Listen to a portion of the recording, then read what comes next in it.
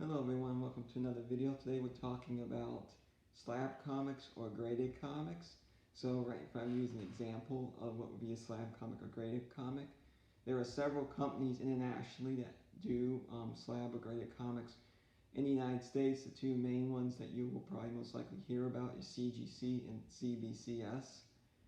For today, all my slab comics are CGC, so that's mostly what I'm going to be focusing on today. So what's graded comics are? It's CGC or CBCS with graded comics. What it is, it's a company that does professional grading.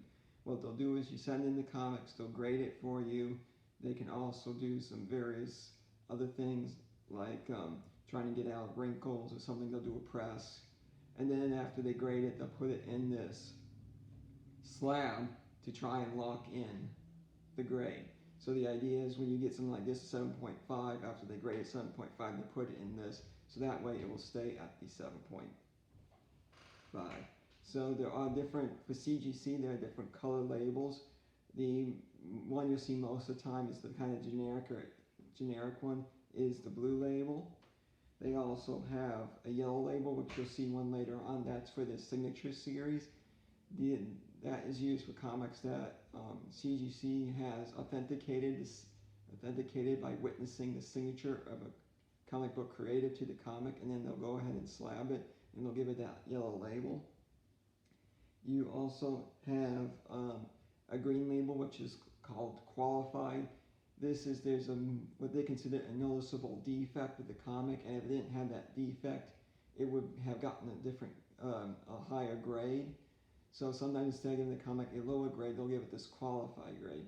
You'll see the qualified grade a lot of times with comics that have been signed. The CGC did not witness the signature, so they'll go ahead and give it a qualified grade because they have not witnessed the signature, so they will not give it the yellow label.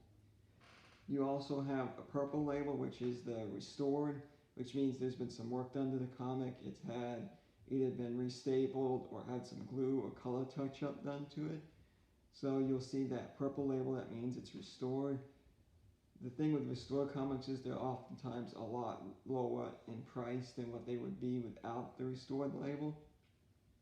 So in some ways this could be nice if you're trying to get some of the, especially like Golden Age stuff that would usually be out of your price range. Sometimes you can get it for cheaper with the restored label, but you also have some collectors who refuse to buy any comics that have that purple restored label on it.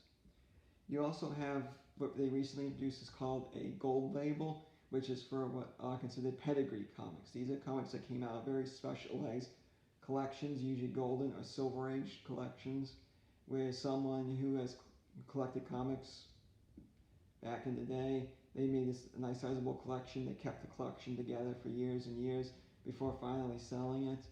And usually they'll have some type of noticeable thing, like the person would put their initials or something in it that will verify that it's part of this collection. So, and a lot of times pedigree collections will actually be more expensive because they have that history of being with a certain collection. So, and just to go over some things with whether or not slab comics may be for you. Some people really like slab comics just because of the grade.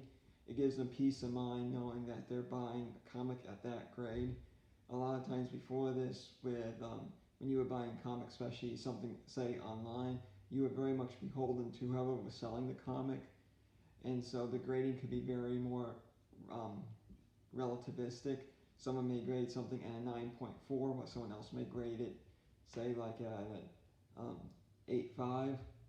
So it was very much more depending on who the person was grading and stuff, and a lot of times you would have issues where someone would give it a higher grade than what was probably actually what that grade should be. So CGC was the first one really on the scene, so they started providing professional grading services. In many ways it just gives people a peace of mind of what their grade's going to be, and also it can also increase the price of the comic itself.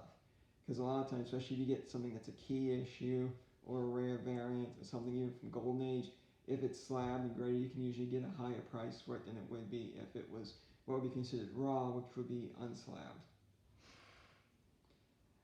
And just so the information with each of these, you always get a grade. You also get the name of any artists or writers who worked in the comic.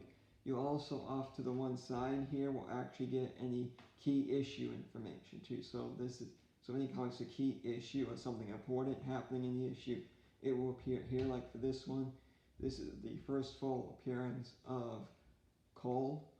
So on this side, it actually denotes the fact of that appearance there as well.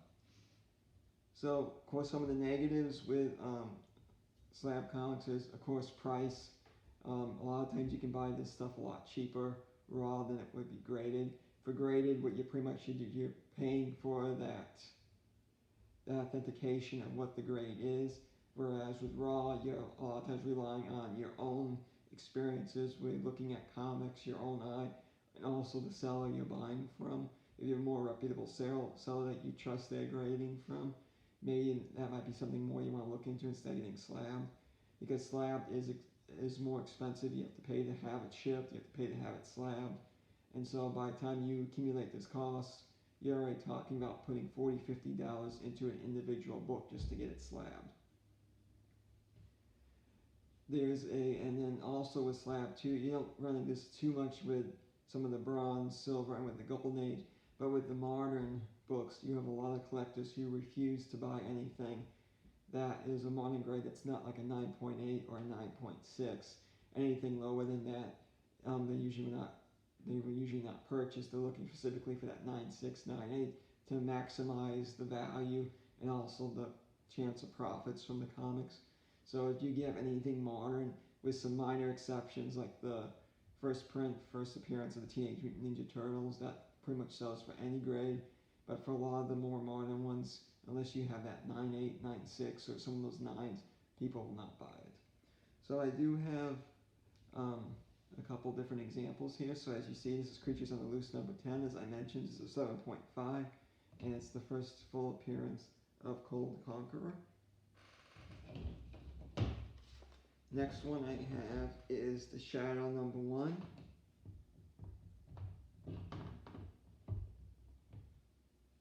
There we go.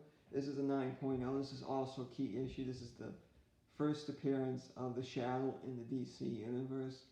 There were some Shadow comics that came out during the Golden Age in the 40s, but in the early 70s, DC got the rights to the character and they went on to publish a series. And this is the first series. This is actually a nice Bronze Age book. It's also a 9.0, which is very nice because a lot of times it's hard to find some of these books in 9s or above grades. So this is just a nice book, but it's also a key. We saw this one a couple weeks back. This is DC Year of the Villain. This is a variant, and so like I said, so a lot of times if you're looking to buy slabs, I would look for doing keys or rare variants, or even something to say like Golden Age or something that may be kind of rare. If you can find there's a book that you can find basically in the dollar bin at a store without, that would probably be your best option. So at least when it comes to me, if I buy anything slab, I'm looking for it to be a key, a variant, or have something special attached to it. So like this one, this is a rarer variant. And the final book I have today is actually from a signature series. This is The Shadow number 1. It's a 9.8. This is signed by Garth Ennis, who is the writer, and Aaron Kemple, who worked as an artist on this series. As you also know, it's also a variant cover as well. It's also a modern, and you can see the 9.8. So this is just a very nice book because it has the variant cover. It's also part of the signature series. Signature books with CGC tend to also be more expensive because of the process you have to go to get the verification. To get that verification, you have to send it into a special signing that CGC is taking part of, where they'll have a witness there to witness the signing, or you have to go to a convention where CGC is actually located at this convention. You have to go to the booth, sign out the paperwork. You have to get a witness who will go with you to the table of where the creator is signing. They have to watch the creator sign the book. It then has to go straight back to the CGC booth, where it can then be taken and get ready to prepare to be slabbed. But that's the process you have to go through if you want to do anything at Signature Series with CGC.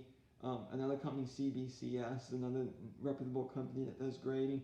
They actually do signature authentication. So if you have any books already in your collection that from previous years and stuff that you didn't have to go through, they didn't go through the process with CGC to get it verified, you can actually send it in to CBCS. They'll have someone authenticate the signature, and they'll go ahead and give you their version of the signature series label.